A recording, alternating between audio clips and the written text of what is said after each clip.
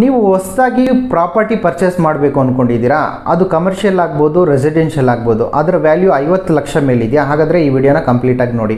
ನೀವು ಯಾವುದೋ ಒಂದು ಪ್ರಾಪರ್ಟಿ ಪರ್ಚೇಸ್ ಮಾಡಬೇಕು ಅಂದ್ಕೊಂಡಿದ್ದೀರಾ, ಅದರ ಟ್ಯಾಕ್ಸ್, ಅದರ ಪ್ರಾಪರ್ಟಿ ವ್ಯಾಲ್ಯೂ ಬಂದು 80 ಲಕ್ಷ ಇರುತ್ತೆ. ಸೊ ಅದಕ್ಕೆ ಒಂದು 50ರಿಂದ 60 ಲಕ್ಷ, ಸಪೋಸ್ 60 ಲಕ್ಷ ನೀವು 50 ಲಕ್ಷ ಲೋನ್ ಮಾಡ್ತೀರಾ ಅಂದ್ಕೊಳ್ಳಿ, ಇನ್ನು 30 ಲಕ್ಷ ನೀವೇನು ಮಾಡ್ತೀರಾ, ಓನ್ ಫಂಡ್ಸ್ನ ಹಾಕ್ಬಿಟ್ಟು ನೀವು ಪ್ರಾಪರ್ಟಿ ಪರ್ಚೇಸ್ ಮಾಡಬೇಕು ಅಂದ್ಕೊಂಡಿದ್ದೀರಾ.